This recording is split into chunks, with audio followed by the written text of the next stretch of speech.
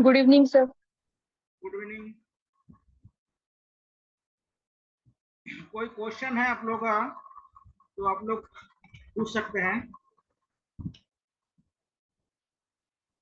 क्योंकि अभी अब ज्यादा टाइम नहीं रह गया है। 1 महीना मान के चलिए, थोड़ा सा स्पीड बढ़ा दीजिए।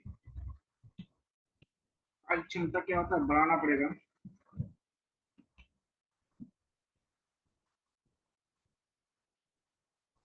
देखिए, आज हम भारत के राष्ट्रपति यानी प्रेसिडेंट ऑफ इंडिया के बारे में पढ़ेंगे।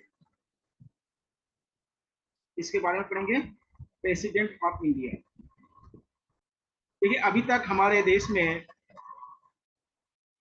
15 राष्ट्रपति बन चुके हैं, यानी व्यक्ति के क्रम पे 15 राष्ट्रपति हैं, और पद के क्रम पे देखा जाए तो 16 राष्ट्रपति है, क्योंकि डॉक्टर राजेंद्र प्रसाद क्या 2 बार राष्ट्रपति बने थे।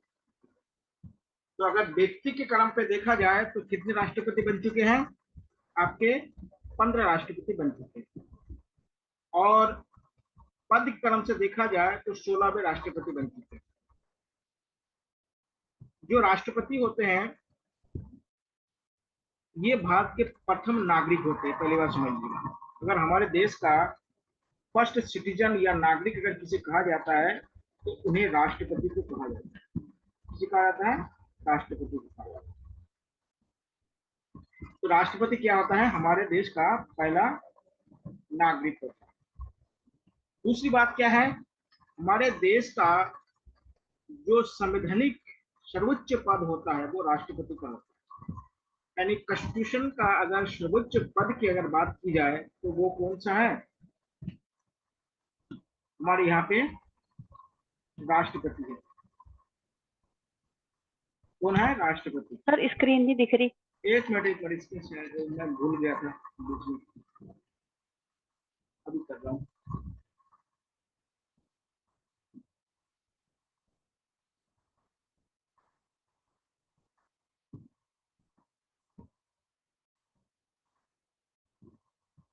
चलिए, स्क्रीन दिख रहा होगा आप लोगों को। तो व्यक्ति के स्तर पर 15 राष्ट्रपति चुने जा चुके हैं, और पद के क्रम से देखा जाए तो 16वें। सबसे पहले राष्ट्रपति बने थे डॉक्टर राजेंद्र प्रसाद जी, जो 2 बार बने हैं, और बाकी सभी जितने भी राष्ट्रपति बने हैं उनमें से सभी क्या है, एक एक बार बने हैं। थोड़ा सा उनके बेसिक जानकारी आपको दे देता हूँ राष्ट्रपति के। देखिए, डॉक्टर राजेंद्र प्रसाद जब बने थे तो वो संविधान सभा के क्या है, मेंबरों ने उनको चुना था। कब? 24 जनवरी 1950 को चुने थे। ठीक है, और उन्होंने क्या है, 2 कार्यकाल को पूरा किया। दूसरे राष्ट्रपति बने डॉक्टर सर्वपल्ली राधाकृष्णन, जो हमारे देश के पहले 2 बार क्या है, उपराष्ट्रपति रह चुके थे।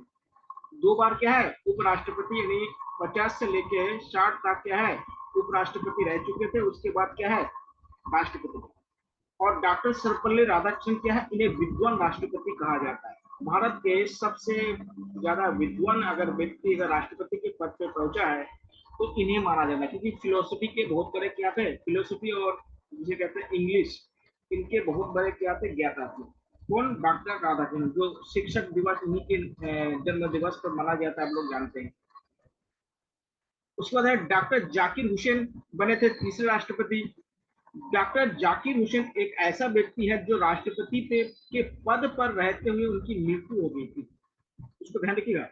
डॉक्टर जाकिर हुसैन जो राष्ट्रपति थे, हमारे तीसरे नंबर के राष्ट्रपति, और पहली मुस्लिम राष्ट्रपति भी यही है। इन्होंने क्या है, अपने जो कार्यकाल में इनका डेथ हो गया था, तो इसको भी जरा जानिएगा। उसके बाद बीवी गिरी। देखिए, बीवी जो गिरी है, इनके समय पे आपको बताऊंगा कि जो दूसरी नंबर की काउंटिंग करने की आवश्यकता पड़ी पहली बार बीवी गिरी। और बीवी गिरी क्या है, बहुत बड़े श्रम यानी जो मजदूर आंदोलन से उगते हुए व्यक्ति है। कौन? मजदूर आंदोलन से उगते हुए व्यक्ति है। कौन? बीवी गिरी। अगला है फारुकुद्दीन अली अहमद, इनके बारे में थोड़ा जान लीजिएगा। देखिए, फारुकुद्दीन अली अहमद के बारे में एक बार बहुत इंपॉर्टेंट है, क्योंकि इन्हीं के समय में 1975 में हमारे देश में इंदिरा गांधी द्वारा आपातकाल लागू किया गया। तो आपातकाल अगर क्वेश्चन पूछा गया कि आपातकाल जब लागू हुआ था तो हमारे देश के राष्ट्रपति कौन थे, तो वो कौन थे? फारुकुद्दीन अली अहमद।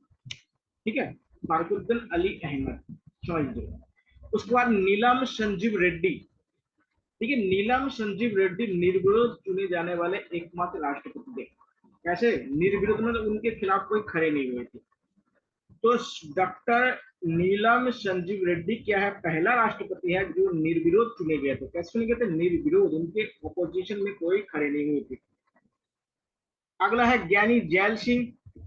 ज्ञानी जैल सिंह के समय पे इन्होंने सबसे पहले, अब राष्ट्रपति को विशेष अधिकार दिया गया जिसको पॉकेट वीटो कहते हैं, उसका इस्तेमाल किया था ज्ञानी जैल सिंह ने किया। आर वेंकट रमन उतना उनका ज्यादा खास नहीं है इनके समय पे। फिर शंकर दयाल शर्मा बने, के आर नारायण बने। और एक बात ध्यान देखिएगा, जब के आर नारायण थे ना, इसी समय उत्तराखंड अलग हुआ था। के आर नारायण के यहाँ 97 से लेकर 2002 तक रहे। तो इसी समय क्या है, उत्तराखंड का जो राष्ट्रपति द्वारा साइन किया गया था, तो कह सकते हैं कि जब उत्तराखंड बना तब कौन राष्ट्रपति थे, तो के आर नारायण थे। कौन राष्ट्रपति थे, के आर नारायण, जो 1997 से लेकर 2002 तक इनके कार्यकाल। फिर अब्दुल कलाम जी आए, तो इन्हें क्या है, वैज्ञानिक राष्ट्रपति कहा जाता है या मिसाइल मैन के नाम से जाने जाते हैं, जानते हैं। भारत का मिसाइल मैन है, वैज्ञानिक है, इनके समय में हुआ था। तो ये क्या है, इनके ये बहुत बड़े वैज्ञानिक। प्रतिभा देवी सिंह पाटिल क्या है, पहले भारतीय है जो महिला है जो राष्ट्रपति बनी, first lady of India, she become a president of India. ठीक है, तो ये पहली महिला है जो राष्ट्रपति के रूप में पदभार संभाली। प्रणब मुखर्जी उसके बाद बनी। उसके बाद रामनाथ कोविंद बने, रामनाथ कोविंद बने इससे पहले। और द्रौपदी मुर्मू। देखिए द्रौपदी मुर्मू क्या है, पहली जो आदिवासी समूह से आने वाले पहली महिला है या व्यक्ति है जो राष्ट्रपति के पद पर हासिल हुई। ये के आर नारायण पहला दलित थे, और द्रौपदी मुर्मू क्या है, पहली बार क्या है, महिला है, और साथ साथ दलित दलित कह रहा आदिवासी भी है। कौन, द्रौपदी मुर्मू, जो उड़ीसा से आती है। कहां से आती है, उड़ीसा से आती है। देखिए इन्हीं के बीच में क्या है, जाकिर हुसैन की मृत्यु के बाद देखिए समझ लीजिए भारत में एक कार्यवाहक राष्ट्रपति भी बनता है। आपको बताऊंगी कार्यवाहक राष्ट्रपति कैसे बनता है। तो वो एम हिदायतुल्लाह क्या है, भारत का एकमात्र कार्यवाहक राष्ट्रपति बने थे। तो आपको वो क्या डिटेल से बताऊंगा। तो पहले समझ लीजिए ये हमारे देश के अभी तक 15 व्यक्ति हैं जो राष्ट्रपति के पद पर क्या है, बैठे हैं या अभी भी बैठे हुए हैं। द्रौपदी मुर्मू जी, तो इनको समझिएगा। और हमारे देश में जो प्रोटोकॉल में पहला जो नंबर आता है वो क्या होता है, राष्ट्रपति यानी प्रेसिडेंट का नंबर आता है। और राष्ट्रपति क्या है, 26 जनवरी को क्या होता है, राष्ट्रपति भवन में झंडा फहराते हैं। ठीक है, धन्यवाद। हम राष्ट्रपति के बारे में हम थोड़ा सा चर्चा करते हैं। ठीक है, अभी आपको पता है कि जो राष्ट्रपति होते हैं हमारे देश के क्या मुखिया होते हैं, यानी संवैधानिक मुखिया कहे या जो भी मुखिया कहे, तो ये क्या है, हमारे देश का क्या होता है, मुखिया होते हैं। हमारे देश का क्या होता है, मुखिया। जैसे घर का मुखिया होता है उसी प्रकार से हमारे यहाँ पे जो हमारे देश का जो मुखिया है वो कौन है, राष्ट्रपति है। ठीक है, हमारे देश का मुखिया कौन है, राष्ट्रपति। दूसरी बात है, हमारे देश का प्रथम नागरिक भी राष्ट्रपति होते हैं, जो अभी आपको बताया था। हमारे देश का प्रथम नागरिक भी कौन होते हैं, राष्ट्रपति। तीसरी बात क्या होता है, ये जो संघ होता है, जो हमारे केंद्र होता है, केंद्र के क्या होता है, कार्यकारिणी के क्या होता है, हिस्सा होता है। और राष्ट्रपति का जो हमारे अनुच्छेदों में जो उल्लेख किया गया है वो 52 से लेकर 78 के बीच में किया गया है। यानी 52 से लेकर 78 तक के जो हमारे आर्टिकल है उनमें राष्ट्रपति के संबंधित बातें की गई है। राष्ट्रपति से संबंधित क्या है, जो हमारे राष्ट्रपति है राष्ट्र की एकजुटता, एकता, अखंडता का प्रतीक है। ये क्या, उपराष्ट्रपति, प्रधानमंत्री, मंत्रिपरिषद और भारत के अटॉर्नी जनरल के साथ मिलकर क्या है, कार्यकारिणी का काम करते हैं। किसका काम करते हैं, कार्यकारिणी का काम करते हैं। अब देखिए पहले आता है कि राष्ट्रपति का चुनाव कैसे किया जाए। देखिए आपको पता है कि भारत कैसा है, रिपब्लिक है। तो रिपब्लिक होगा तो क्या होगा, चुनाव होगा। तो राष्ट्रपति का क्या होगा, चुनाव होना जरूरी है। तो भारत के राष्ट्रपति के लिए कोई प्रत्यक्ष चुनाव नहीं होता। आपको बताया था पहले कि इनके लिए कोई क्या है, डायरेक्ट इलेक्शन नहीं होते। जैसे हम एमपी एमएलए को चुनते हैं, ऐसे कोई चुनाव नहीं होता। इसके लिए क्या, एक निर्वाचक मंडल होता है जो क्या होता है, राष्ट्रपति के निर्वाचन में भाग लेते हैं। ये जो निर्वाचक मंडल होते हैं इनमें कौन कौन से होते हैं, देखिए इनमें क्या होता है, राष्ट्रीय और राज्य स्तर के क्या होता है सदस्य भाग लेते हैं। और इसका जो चुनाव संपन्न करता है भारतीय चुनाव आयोग द्वारा क्या होता है, इनका चुनाव संपन्न कराया जाता है। जो हमारे सेंट्रल इलेक्शन कमीशन होता है उसके माध्यम से क्या होता है, इनका चुनाव होता है। ठीक है, तो राष्ट्रपति का चुनाव कैसे होता है, हमारा जो चुनाव आयोग होता है, केंद्रीय चुनाव आयोग है, इनके माध्यम से क्या होता है, इनका चुनाव होता है। अब इनमें कौन कौन से लोग भाग ले सकते हैं, उसको भी हम लोग देख लेते हैं।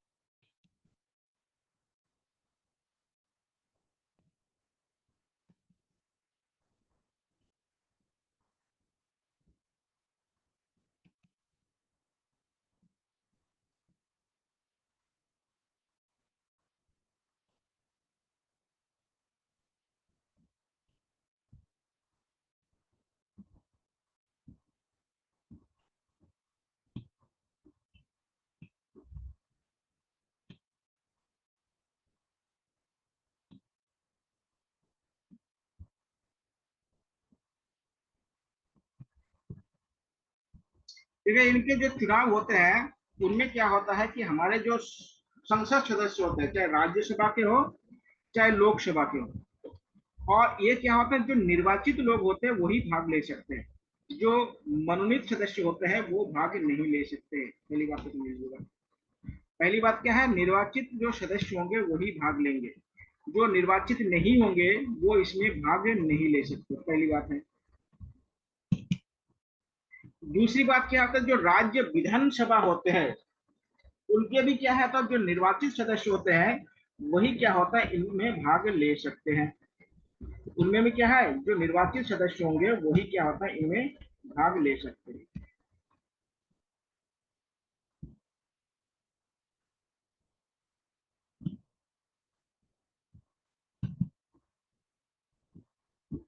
ठीक है, जो मनोनीत सदस्य होंगे वो भाग नहीं ले सकते। जो मनोनीत सदस्य होंगे वो क्या होगा, भाग नहीं ले सकते, इसको ध्यान रखिए। कौन भाग नहीं ले सकते हैं, जो मनोनीत सदस्य होंगे वो इसमें भाग नहीं ले सकते। जैसे आपको बताया था कि 12 सदस्य जो राज्यसभा के होते हैं वो क्या होता है, वो राष्ट्रपति द्वारा क्या मनोनीत करते हैं, तो ऐसे सदस्य क्या है, भाग नहीं ले सकते हैं। ऐसे सदस्य क्या नहीं कर सकते हैं, भाग नहीं ले सकते हैं, पहली बात। दूसरी बात क्या होता है, जो दिल्ली हो गया, पांडुचेरी हो गया, उसके बाद इस समय देखिएगा जम्मू कश्मीर है जो केंद्र शासित प्रदेश है, जिनमें क्या होता है विधानसभा है, वहां के भी विधानसभा के जो निर्वाचित सदस्य होंगे वो क्या होता है, उनके चुनाव में भाग ले सकते हैं। उनके चुनाव में क्या कर सकते हैं, भाग ले सकते हैं। तो कौन कौन भाग भाग लेंगे, पहली बात आता है लोकसभा और राज्यसभा के निर्वाचित सदस्य होना चाहिए, पहला नंबर तो यही है। दूसरा क्या है कि जो राज्य है, राज्य के भी निर्वाचित सदस्य देखिएगा, जो संसद के जो उच्च सदन और जो निम्न सदन होते हैं उनके क्या होता है, राज्यसभा या लोकसभा के क्या निर्वाचित सदस्य होना चाहिए, एवं राज्य व केंद्र शासित प्रदेश की विधानसभाओं के क्या होता है, निर्वाचित सदस्य होते हैं, इनके माध्यम से एक बात देखिएगा, जो सांसद, देखिए सांसद किसे कहते हैं हम लोग, जो संसद में बैठते हैं, और विधायक किसे कहते हैं, जो विधानसभा में बैठते हैं। विधायक किसे कहते हैं, जिसको विधानसभा में कहते हैं, इस विधायक, विधायक, इसको हम एमपी कहते हैं और इसको हम क्या कहते हैं, एमएलए कहते हैं, एमएलए। देखिएगा, लोक राष्ट्रपति के चुनाव में सांसद और विधायक क्या होता है, भाग लेते हैं, एमपी और एमएलए क्या होता है, भाग लेते हैं। लेकिन ये कैसा होना चाहिए, निर्वाचित होना चाहिए, इलेक्टेड होना चाहिए, ना कि मनोनीत वाले व्यक्ति इसमें भाग नहीं ले सकते। दूसरी बात, एक बात है, जो सांसदों की जो मत प्रतिशत होगा, यानी मत मूल्य होगा, उतना क्या था, विधायकों को मिला के उतना मत मूल्य होना चाहिए। यानी मान लेते हैं हमारे अगर संसद में देखा जाए तो लगभग कितना है, लगभग क्या है, 800 के करीब क्या है विधायक सांसद है, 800 क्या है सांसद है। और पूरे भारत में अगर देखा जाए विधायकों की संख्या तो वो 6000 के समथिंग विधायक है, सभी राज्यों और केंद्र शासित मिला प्रदेश को मिला। तो एक सांसद का जितना वोट, मतलब सांसदों को मिला के जितना वोट मूल्य, देखिए यहाँ पे वोट, एक वोट की बात नहीं हो, तो एक वोट मूल्य की बात हो रहा है। तो वोट मूल्य के हिसाब से क्या था, जितने सांसदों का वोट मूल्य होंगे उतने क्या होगा, सभी विधायकों के वोट मूल्य होंगे। लेकिन इसमें एक बात ध्यान दीजिएगा, अलग अलग राज्य के विधायकों के वोट मूल्य में भी अंतर हो सकते हैं। अब बोलते कैसे, देखिए जहां पे जनसंख्या ज्यादा होगा, देखिए टोटल जितने विधायक होंगे ना, और टोटल जितने जनसंख्या होंगे उससे भाग देने पर जो भागफल आएगा, उसी हिसाब से क्या होता है, उस राज्य के विधायक का क्या होता है, मत मूल्य निर्धारित किया जाता है। समझ लीजिएगा। तो इसलिए क्या होता है, जैसे उत्तर प्रदेश में जनसंख्या बहुत ज्यादा है, तो यहाँ के जो विधायक होंगे ना, उनके मत मूल्य ज्यादा होगा।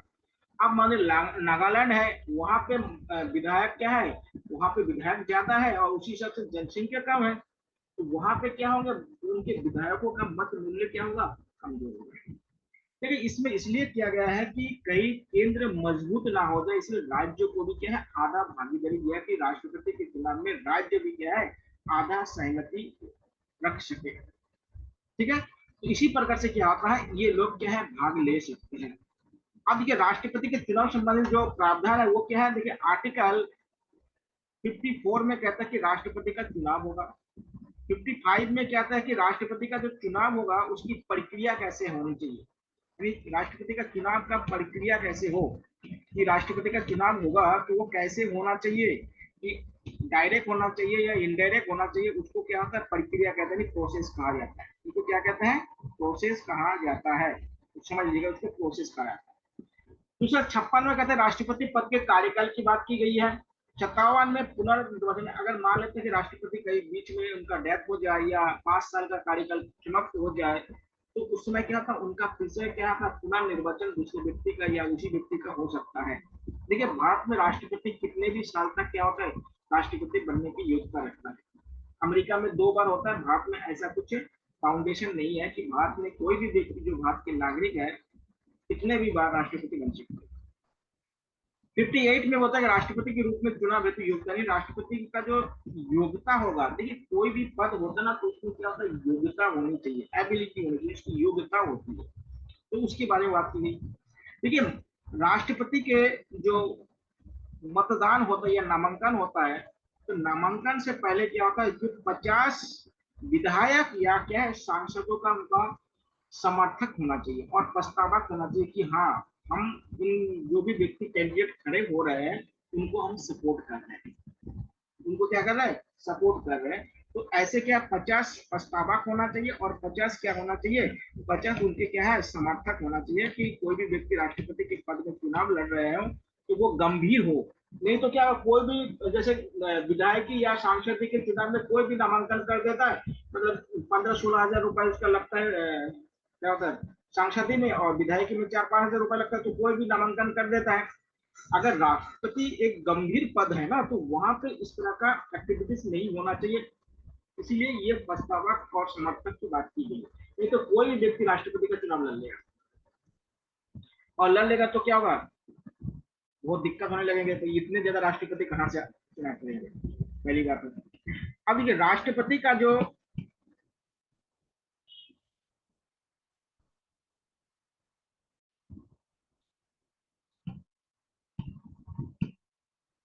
देखिए राष्ट्रपति का जो चुनाव के बाद क्या होगा, ठीक है, उसका कार्यकाल होगा, वो कितने समय तक अपने पद पे रहता है, ये भी तो डिसाइड होनी चाहिए। कितने समय तक क्या है, अपने पद में वो रहे, उसके भी बारे में हमें जानना चाहिए।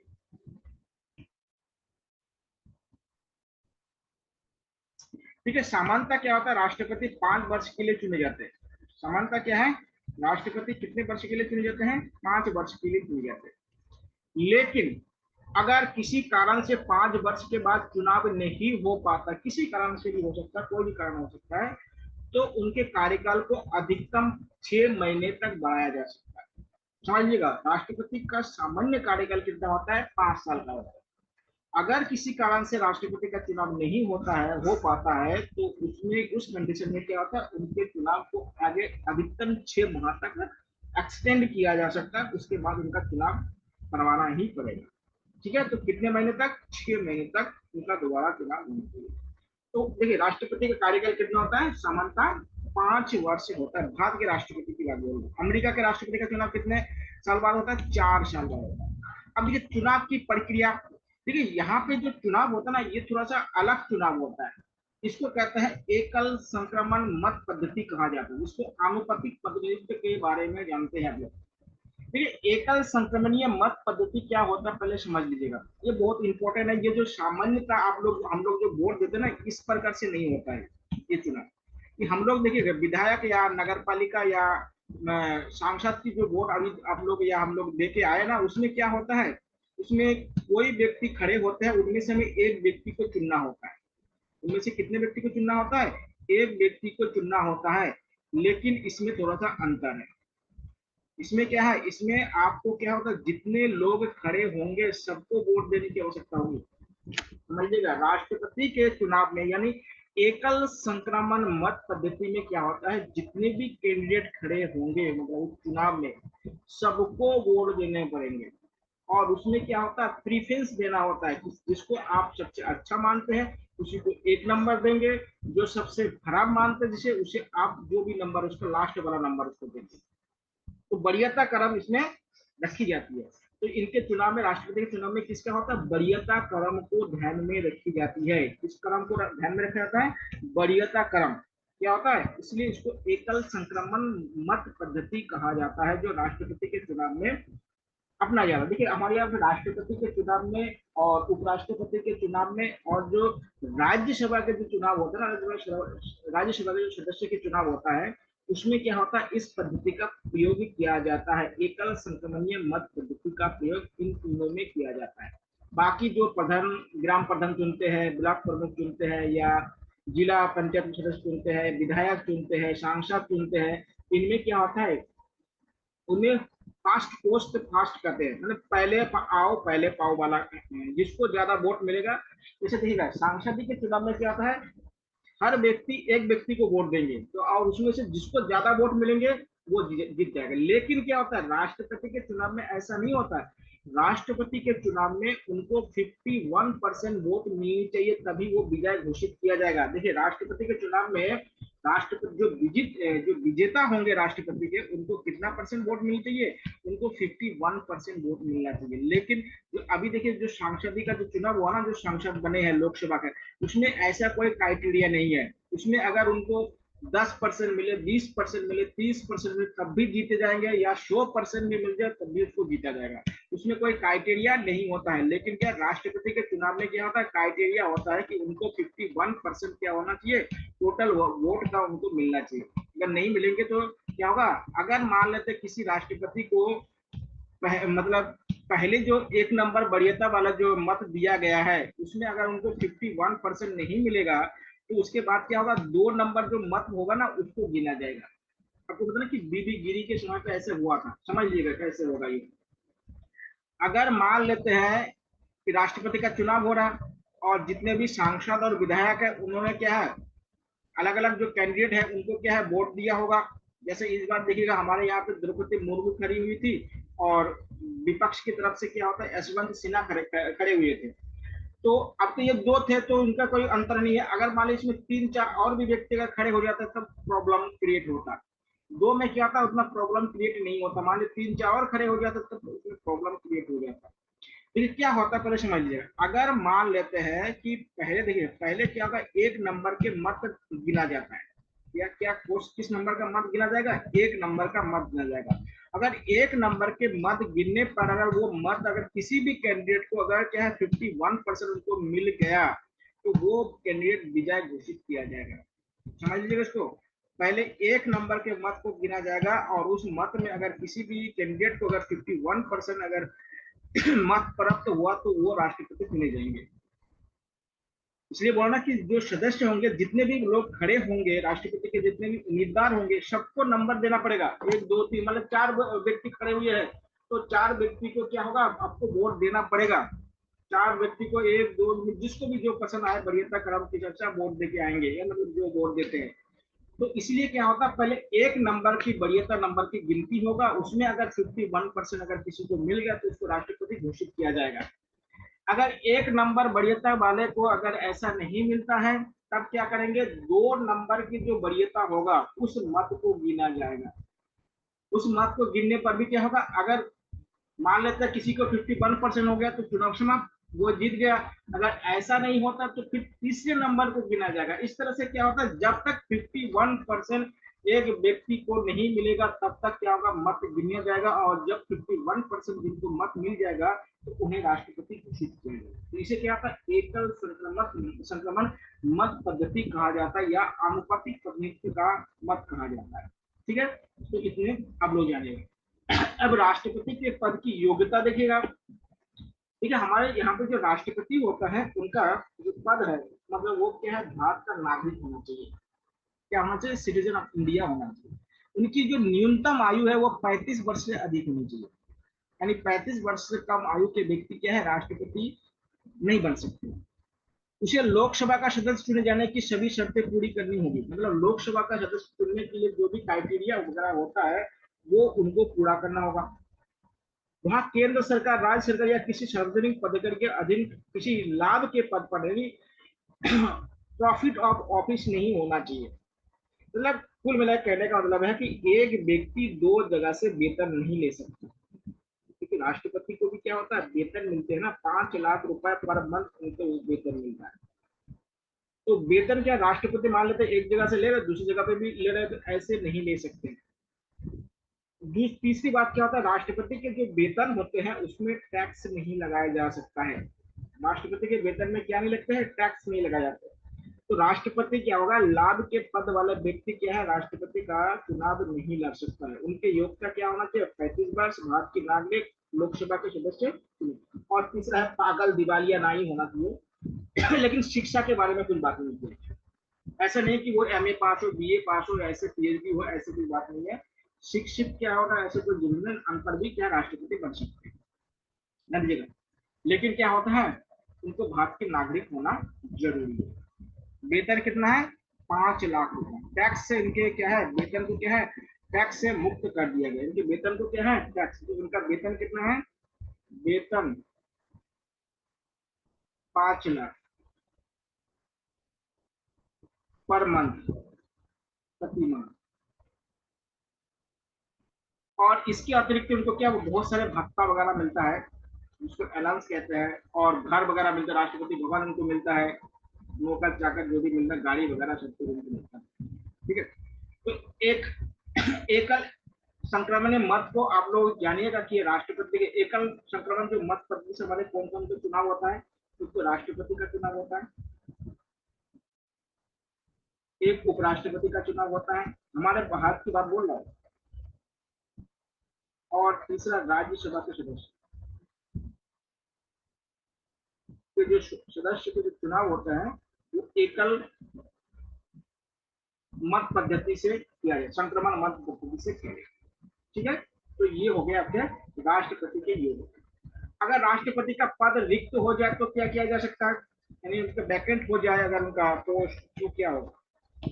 देखिए अभी आपको बताया कि राष्ट्रपति का अगर पद वैकेंट हो जाए तो देखिए हमारे देश में क्या होता है, एक उपराष्ट्रपति भी होते हैं। क्या होते हैं,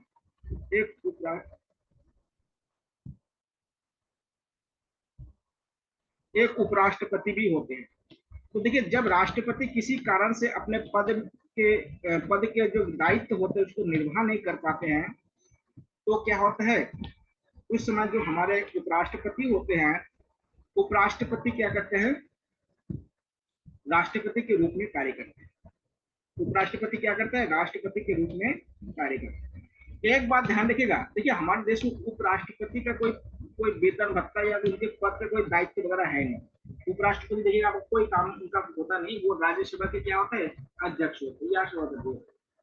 तो जैसे ही उपराष्ट्रपति प्रधानमंत्री सॉरी राष्ट्रपति बन जाएगी ना, तो उनको राष्ट्रपति जैसा जो भी सुविधाएं मिल रहा होगा राष्ट्रपति के, वो सारे सुविधाएं उनको मिलेगी। समझ लीजिएगा, अगर कोई उपराष्ट्रपति राष्ट्रपति के पद को ग्रहण करेगा तो उनको राष्ट्रपति को के राष्ट्रपति को जो भी सुविधाएं मिल रहा होगा उन सभी सुविधाओं को क्या होगा, उपराष्ट्रपति को प्रदान होगा। ठीक है। तीसरी बात, वो कब तक रहेंगे, जब तक नए राष्ट्रपति चुन के नहीं आए। जब तक नए राष्ट्रपति चुन के नहीं आएंगे तब तक क्या होंगे, उपराष्ट्रपति राष्ट्रपति के रूप में कार्य करेंगे। पहली बात। अगर मान लेते हैं उपराष्ट्रपति भी नहीं रहे, मान ले किसी कारण से उपराष्ट्रपति नहीं रहे, तो उपराष्ट्रपति नहीं रहेगा तब क्या होगा, हमारे जो सुप्रीम कोर्ट के जो चीफ जस्टिस होता है यानी मुख्य न्यायाधीश होता है, वो राष्ट्रपति के रूप में कार्य करेगा। ठीक है। पहला वरीयता क्या होता है, उपराष्ट्रपति को दी जाती है। अगर राष्ट्रपति किसी कारण से मृत्यु हो जाए, पद त्याग दे, कोई भी कारण हो सकता है, तो इसके बाद कौन होगा, इसके बाद होगा आपका जो हमारे सुप्रीम कोर्ट के क्या है, मुख्य न्यायाधीश, जिसको सीबीआई कहते हैं, न्यायाधीश। एक कंडीशन देखिए, यहां तक तो अभी तक भारत में हुआ है, अगर इसके बाद भी अगर सुप्रीम कोर्ट के मुख्य न्यायाधीश भी ना रहे तो सुप्रीम कोर्ट के क्या है, सुप्रीम कोर्ट के क्या वरिष्ठतम सदस्य राष्ट्रपति के पद के रूप में कार्य करेंगे। वरिष्ठतम सदस्य राष्ट्रपति के रूप में क्या होगा, कार्य करेंगे। ऐसे अभी तक नौबत आई नहीं। देखिए हमारे देश के एक ही जो मुख्य न्यायाधीश थे वो राष्ट्रपति के रूप में काम किया था, उनका नाम है एम हिदायतुल्लाह। एम हिदायतुल्लाह क्या है, भारत का एकमात्र मुख्य न्यायाधीश है जो क्या है, राष्ट्रपति के रूप में क्या है, कार्य किया हुआ है। ठीक है। अभी तक क्या सुप्रीम कोर्ट के जो वरिष्ठतम सदस्य है उनका अभी तक क्या जांच नहीं है। अब देखिए जो कार्यवाहक जो कार्यवाहक राष्ट्रपति होंगे वो अगले जब राष्ट्रपति चुन जाएंगे उसी के बाद क्या होता है, उनका पद ऑटोमेटिक समाप्त हो जाएगा। ठीक है। एक बात और देखिए, जो राष्ट्रपति होता है वो क्या होता है, जो हमारे मुख्य न्यायाधीश होते हैं सुप्रीम कोर्ट के, उनके समक्ष क्या होता है, शपथ लेते हैं।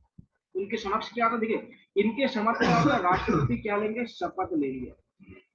और त्याग पत्र किनको देंगे, अगर राष्ट्रपति को अगर त्याग पत्र देना होगा तो त्याग पत्र उपराष्ट्रपति को देंगे, रिजाइन जिसे कहते हैं, इस्तीफा।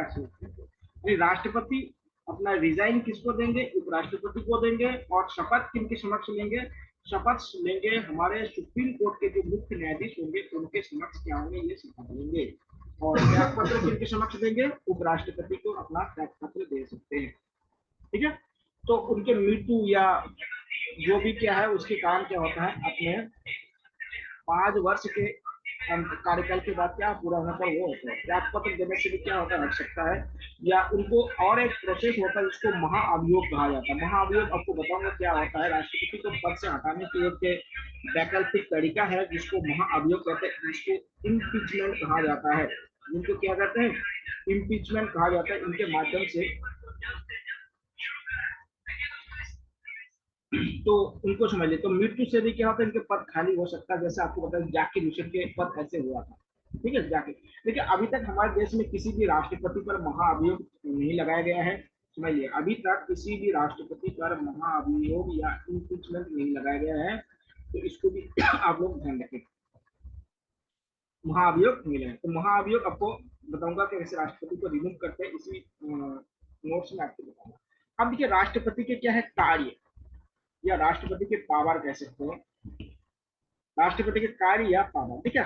आपको बताएं कि हमारे देश का जो राष्ट्रपति है वो क्या है, हमारे देश का सर्वोच्च संवैधानिक पद है, फिर आसीन होते हैं, बैठे होते हैं और प्रथम नागरिक होते हैं। देखिए हमारे देश में जितने भी कार्य होते हैं या विदेशों में अपने देश का जो भी प्रतिनिधित्व होता है उसमें क्या होता है, राष्ट्रपति के नाम पर ही होता है, प्रधानमंत्री के नाम पर नहीं होता। देखिए प्रधानमंत्री तो सरकार के प्रमुख है ना, राष्ट्र के प्रमुख नहीं है। जो राष्ट्र के प्रमुख है वो क्या है, हमारा राष्ट्रपति। तो राष्ट्रपति के नाम पे क्या होता है, सभी काम। देखिए अगर कोई राजदूत या एम्बेसडर अगर भारत आता है तो पहले राष्ट्रपति से अनुमति लेना पड़ता है, या भारत से कोई राजदूत अगर बाहर जाता है तो उसको भारत के राष्ट्रपति से क्या होता है, अनुमति लेना पड़ता है, नहीं तो वो अपना कार्य नहीं कर सकते हैं। तो इसको ध्यान में रखिएगा। अब ये राष्ट्रपति के कुछ कार्य होते, देखिए पहला कार्य क्या होता है उनका, कि वो राष्ट्रपति के रूप में एग्जीक्यूटिव कार्य क्या करता है, जिनको कार्यपालिका या कार्यकारी कार्य क्या करता है। उसके बाद क्या होता है, जो विधायी कार्य होता है, लेजिस्लेटिव होता है, वो कैसे उनका कार्य उनका क्या है। फिर क्या होता है, उनका क्या होता है, जुडिशरी कार्य क्या होता है। जुडिशरी कार्य का मतलब होता है न्यायिक कार्य उनका क्या होता है। फिर क्या होता है, हमारे सेना के क्या होता है, सर्वोच्च कमांडर होते हैं। तो सेना के जो सर्वोच्च कमांडर होते हैं उनके रूप में उनका क्या कार्य होता है। फिर क्या होता है, ये क्या होता है, हमारे यहाँ पे क्या होता है, कुछ इनके पास स्वाविवेक अधिकार होता है। तो स्वाविवेक अधिकार जो होता है वो कौन सा अधिकार होता है, देखिए अभी क्या है, गठबंधन की सरकार बनी है। तो देखिए अब राष्ट्रपति पर निर्भर करता है कि वो किस दल को क्या होता है सरकार बनाने के लिए आमंत्रित करे। तो ये स्वाविवेक होता है, वो क्या होता है, स्वाविवेक होता है। तो स्वाविवेक वाले जो अधिकार है वो भी क्या है, राष्ट्रपति के पास होता है। और राष्ट्रपति के पास क्या होता है, जो अध्यादेश जारी किया जाता है, इनके सारे क्या होता है कार्य उनमें, राष्ट्रपति के पास क्या होता है, ये सारे कार्य इनके पास होते हैं। तो एक एक करके हम इनके कार्य को देखेंगे। ठीक है, जो कार्यकारी कार्य का मतलब होता है एग्जीक्यूटिव, यानी राष्ट्रपति क्या होता है, किन किन चीजों पे क्या होता है, एग्जीक्यूटिव वाला काम करता है। यानी नियुक्ति करना, किसी को त्याग पत्र स्वीकार करना, शपथ दिलाना, ये सब क्या है, कार्यकारी कार्य होता है। ठीक है, कौन सा कार्य होता है, कार्यकारी कार्य होता है। देखिए राष्ट्रपति क्या करता है, आप लोग जानते हैं कि राष्ट्रपति, हमारे देश में बहुत सारे ऐसे पद होते हैं, जो प्रमुख पद होते हैं, उनके जो उच्च अधिकारी होते हैं उनको शपथ दिलाते हैं। उनको क्या करते हैं, शपथ दिलाते हैं। तो ये भी क्या होता है, उनका एक कार्यकारी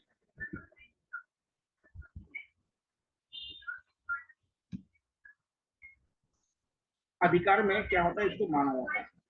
उनको भी क्या है, कार्यकारी अधिकार में माना जाता है। तो देखिए पहला कि भारत सरकार द्वारा की जाने वाली प्रत्येक कार्यकारी कार्य क्या होता है, राष्ट्रपति के नाम से होता है। आपको अभी बताया था कि भारत के जो भी कार्यकारी कार्य होता है वो क्या होता है, राष्ट्रपति प्रेसिडेंट के नाम पे किया जाता है। दूसरा होता है केंद्र सरकार के जो काम होता है वो भी क्या राष्ट्रपति के नाम से होता है। तो पहला देखिएगा हमारे यहाँ पे जो अटॉर्नी जनरल होता है, जो अटॉर्नी जनरल होता है उसका नियुक्ति कौन करता है, या उसको कौन करता है, वो आपका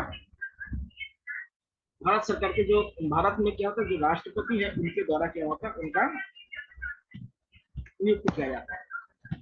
उसके बाद जब भारत में जो सीएजी होता है उनको नियुक्ति कौन करता है, वो भी क्या होता है, आपके राष्ट्रपति करता है। जो मुख्य चुनाव आयुक्त और जो अन्य चुनाव आयुक्त होते हैं उनको भी क्या होता है, राष्ट्रपति उसको करते हैं। लोक सेवा आयोग के जो अध्यक्ष और सदस्य होते हैं उनको करते हैं। राज्य के जो राज्यपाल होते हैं उनके भी क्या होता है, नियुक्ति कौन करते हैं, आपके राष्ट्रपति करते हैं। भारतीय वित्त आयोग के जो अध्यक्ष और सदस्य होते हैं उनको भी नियुक्ति कौन करता है, राष्ट्रपति करते हैं। उसके बाद क्या होता है, केंद्र के जितने भी प्रशासनिक जानकारियां होता है वो भी राष्ट्रपति के द्वारा क्या होता है, इन लोगों से मांगा जाता है। वह प्रधानमंत्री को क्या होता है, मंत्रिमंडल या मंत्री परिषद के जो भी मंत्रणाएं होती है, जो भी कार्य होता है वो क्या होता है, प्रधानमंत्री के द्वारा क्या होता है, राष्ट्रपति को अवगत करवाया जाता है। प्रधानमंत्री के माध्यम से क्या होता है, राष्ट्रपति को अवगत करवाया जाता है। अनुसूचित जाति, अनुसूचित जनजाति, अन्य जो पिछड़ा वर्ग होते हैं इनके बारे में क्या होता है, जो आयोग बनाया जाता है उसको के बनाने का काम किसका होता है, हमारे राष्ट्रपति का होता है। उसके बाद जो क्या होता है, अंतरराज्य परिषद जो होता है हमारे देश में, उन अंतरराज्य परिषद को गठन करने का भी काम किसका होता है, राष्ट्रपति का होता है। केंद्र शासित प्रदेशों में जो प्रशासक होते हैं, देखिए दिल्ली में जो राज्यपाल होता है, उपराज्यपाल होता है, चंडीगढ़ में जो प्रशासक होते हैं इनकी नियुक्ति कौन करता है, राज्यपाल के द्वारा की जाती है। या किसी क्षेत्र को अनुसूचित क्षेत्र घोषित करना या उनका प्रशासन को देखना, ये किसका काम होता है, हमारे राष्ट्रपति का काम होता है। तो ये क्या है, इसके एग्जीक्यूटिव कार्य है। कैसे कार्य है, इनके कार्यपालिका या कार्यकारी कार्य है, तो इसको एग्जीक्यूटिव कार्य के में इसको गिना जाता है। ठीक है, इनके कार्य। अब दूसरा कार्य होता है विधायिकी या विधायी कार्य, जिसको लेजिस्लेटिव वर्क कहा जाता है। लेजिस्लेटिव मतलब क्या होता है, वो संसद में जाके क्या क्या कर सकता है, या संसद के आसपास या संसद के संबंधित उनका क्या काम होता है। अभी आप लोगों ने न्यूज पेपर में देखा होगा या सुने होंगे कि राष्ट्रपति क्या होता है, जो प्रोटेम स्पीकर होता है उनका शपथ भी दिलाते हैं उनको, और उनको शपथ भी दिलाते हैं, उनको नियुक्ति भी करता है। दूसरी बात होता है, जब भी हमारे देश में पहला चुनाव होता है या साल का जो पहला सत्र होता है हमारे लोकसभा का और विधानसभा, लोकसभा और राज्यसभा का, तो उसको संबोधित कौन करता है, उसको संबोधित करता है राष्ट्रपति, जिसको राष्ट्रपति का अभिभाषण कहा जाता है। हम लोग सुनेंगे राष्ट्रपति का अभिभाषण साल के पहले सत्र में, और जब